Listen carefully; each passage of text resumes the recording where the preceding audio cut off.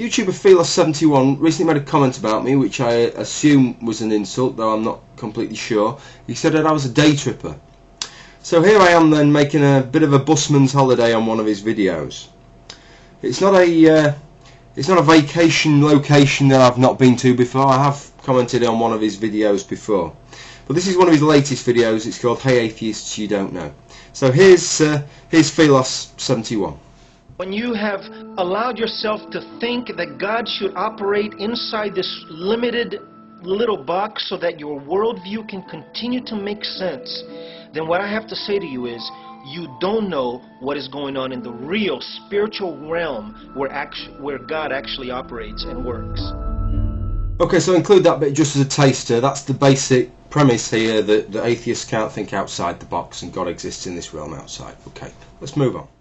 Popular conundrums that atheists bring up here on YouTube all the time. The question is, and it takes many forms, why doesn't God heal amputees?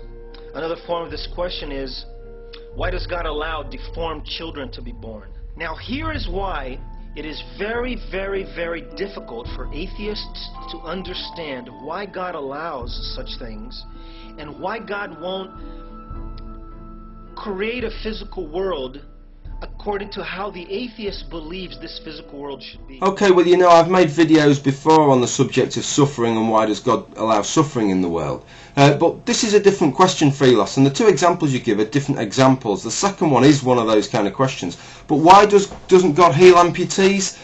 You've misunderstood what that's all about. Christians claim that through the power of prayer people can be healed. People can be healed of all sorts of things, and we hear people's cancers going into regression, people's backs, people with bad backs suddenly not, you know, the backs seem to improve.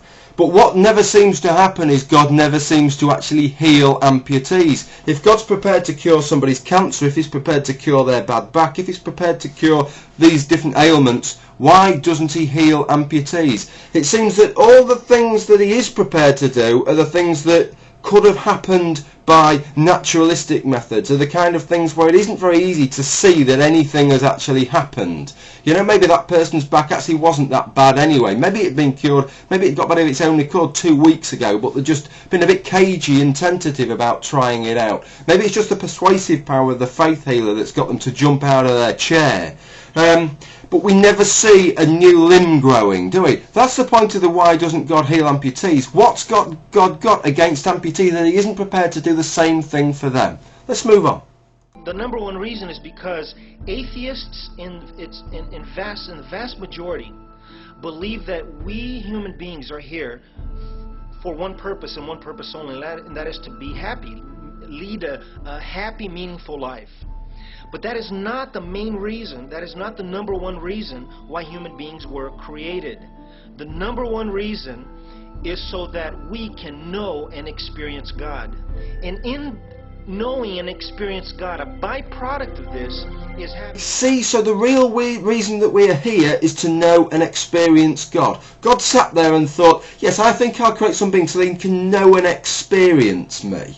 How absolutely stuck up his arse must he be? And I cannot think of a more inane, pathetic reason for me to exist than to know and experience God. And it also asks the next question, if that's why he put us on earth, why is it so fucking difficult to experience him? Even Mother Teresa, who devoted her life to God and to the church, had all these terrible problems and these terrible doubts because she didn't seem to manage to be able to know and experience God. And as for atheists believing that the reason we're here is to be happy, I've never heard, there may be some atheists that say that, but they've got to be in a big minority. Some of them might make an evolutionary case as to why they're here, and some of them might say, well, while we're here we may as well be happy, but I've never heard that made, as you've suggested.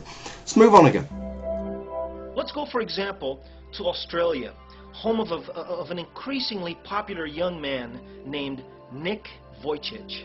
Nick Vujicic was born without any of his limbs. The result of Nick Vujicic's life, thousands and thousands of young people around the world giving their lives to Jesus Christ. What an amazing guy that is. Thank you for showing me that. What an amazing example he is to all of us, whether we've got a faith or no faith. But what are you trying to say here? That this is the best way that God can operate? That the best way that God can get some people to, thousands of people, as you say, to know and experience him is by subjecting somebody to a life with no limbs? That's just mind-blowing that you would suggest that, and it's even more mind-blowing that God would actually operate in that kind of a narrow way. We've kind of gone full circle here, because when we go back to the why doesn't God heal amputees? If he did actually heal amputees, if he did actually heal this bloke live in front of a load of people, I think a lot more people would perhaps try and know and experience God, do you not think, than just leaving him wallowing around with no limbs? Just a thought, perhaps. Shall we move on again? Amputees? Yes, he can. Has he in the past?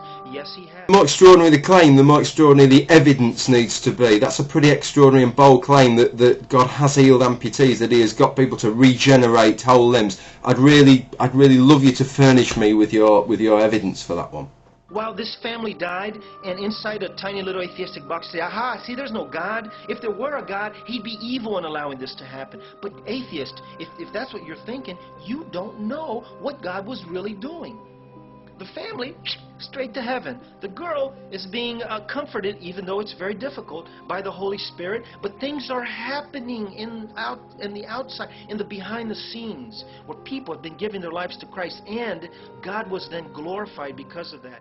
Wrap up with this parting argument. The case you're making here is that atheists talk about acts of evil acts or acts of suffering, and say, you know, well, that shows that God is not all good because these acts take place. And what you're saying here is, you know, we can't judge God's acts because it may appear an evil act to us, but God, you know, we don't see outside this little box, and so it might appear evil to us, but God sees the bigger picture, and it's actually a good act from his perspective.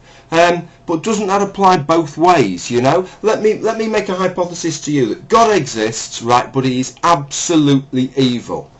I think the first thing as a Christian you say to me, well, he can't be absolutely evil. Look at all the good things in the world. Look at all the good things that God allows to happen. But aren't I just going to say to you then, I'm just going to throw your argument back in your face and say, yes, but Philos, you can't see outside the box.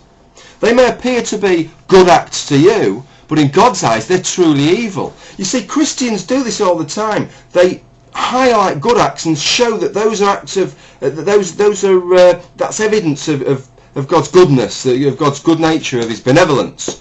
But they aren't, and you've just shown why they aren't. Because although they may appear good and benevolent to us, to God, they may be really sinister, nasty, evil things to do. That might seem like a bad argument to you, but that's the same argument that you have just been using. And I'd just like to know why you feel that you can use that argument to counter the arguments of suffering and evil, and yet it's fine for Christians to quote good acts by God as demonstration that God is ultimately good. Thank you for listening.